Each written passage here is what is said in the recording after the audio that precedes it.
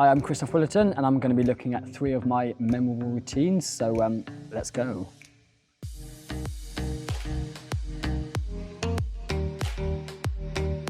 Okay, so this is British Championships from 2013. This is actually one of my favourite competitions for sure.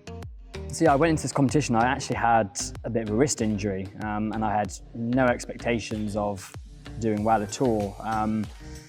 And then actually on the day, the adrenaline took over and hit some of the best routines. This is one of the first ones with double shake, triple tuck, which it's now become one of my favourite routines. I use it quite a lot, and this was actually one of the first times I really performed it. Wasn't feeling very good on the day, but performed it quite well there and actually hit some of the highest competition scores I'd gotten. And I think it really kicked my year off that year, so yeah, I love this competition. We tried it a couple of times before in competitions and it was actually more the stamina of the routine, because we'd gone from doing 1 double in the middle to 1 double or triple at the end, and then suddenly doing the 2 doubles to triple. It just took a lot more energy out of me, and to get the consistency of it took a while. So I do a lot of visualization, so I go over these routines a lot in my head. So I'll go over in first person and I'll drill them in, practice it in my head how I want it to land, picture the audience. Yeah, I think that actually I didn't do that until 2011, and I remember I used to have quite long hair at the time, and I would have a stance to focus, and I kept having to move my hair up the way. And I like to get into a routine of things, and it helped me focus. And ever since then, it just kind of stuck. So I used to do it to focus, and it worked for me. And for me, I've got quite big OCD, so I quite like to have a habit for me that makes me feel confident and strong. And ever since then, it's just kind of worked. I've just stuck with it, and yeah.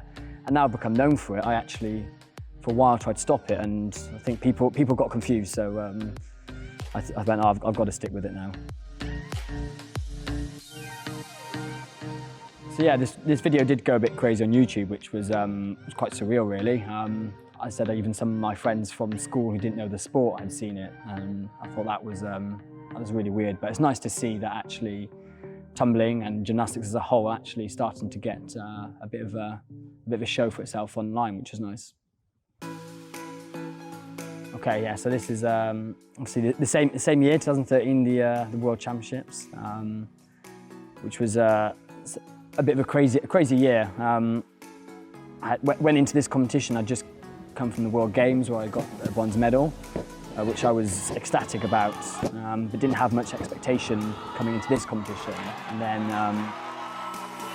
it was just, I remember the qualifying day, I just couldn't believe when I qualified in first. I thought that was a career highlight for me.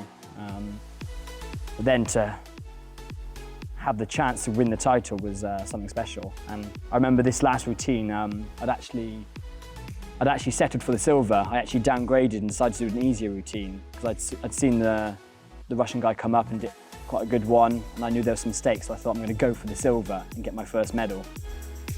And then I saw the score for the last guy, and I knew I could get a score because I like to tactically work them out, and I knew I could, if I landed the simple routine, then I had the chance of winning it.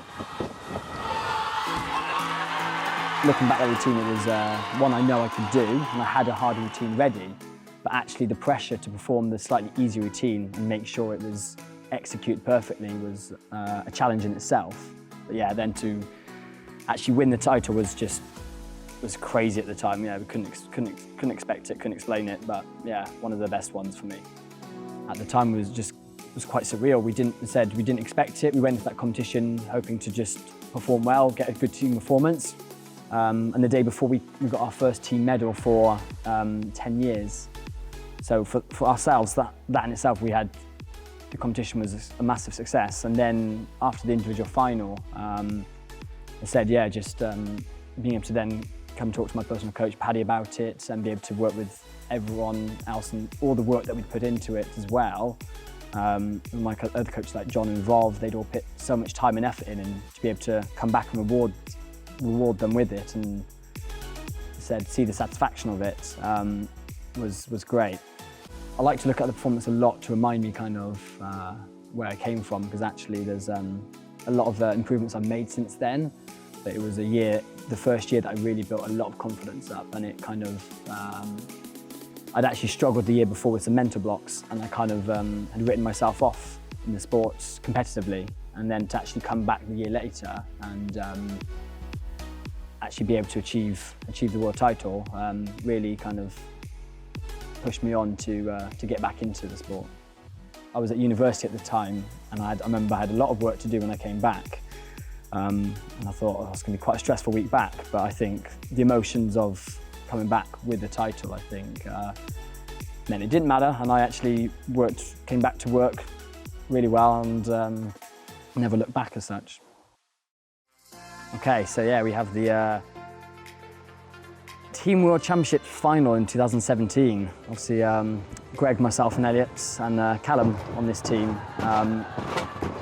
And we went into this competition with quite good confidence. I think this was actually one of the first years we felt we could push for the medals for sure, and even push the Russians and the Chinese for the title. But I think once we got there, we went from strength to strength with each other, and we had a good team spirit with all the DMT, the trampolinists, and the female tumblers as well. So we felt in really good spirits. I remember I had to go last up, which I think I've been last up in every single team final. And Greg and Elliot both hit really, really good routines. There was a couple of mistakes, so we knew we were in the running for this one. But I actually had to, again, I had to downgrade the routine, so I was going to do a slightly harder routine. But I knew if I did a good routine and landed it, that we had a chance to win it. So I think that was actually probably one of the highest pressure routines I've ever had to do, because not only was it for me, but actually it was for the whole team, and it was the first world title we had since 2003. So it was a big deal for us. So yeah, and as soon as we landed, I think we kind of knew. But yeah, that actually for me is one of my favourite competitions, because as I said, we knew we could possibly do it, but we knew there was a lot to do, and then to actually come away and hit the performance, I think we were all ecstatic. For sure, I think especially we're getting a strong history in gymnastics in Britain now, so it's nice to, well, every time it's great to be able to put the GB leotard on, and obviously we get a lot of support from British Gymnastics, so it's great to be able to kind of actually hit those medal-winning performances back. And I remember myself when I was younger watching the World Cup finals, one of the early ones in Birmingham, seeing such strong performances for Great Britain, and that kind of spurred me on to want to do the same. So actually it's always nice to think actually there's some gymnasts that might come up and be able to see us become senior team world champions and think actually they might want to do the same. Thank you for watching with me. Hope you've enjoyed watching the routines with me as well, and don't forget to like and subscribe to British Gymnastics YouTube channel.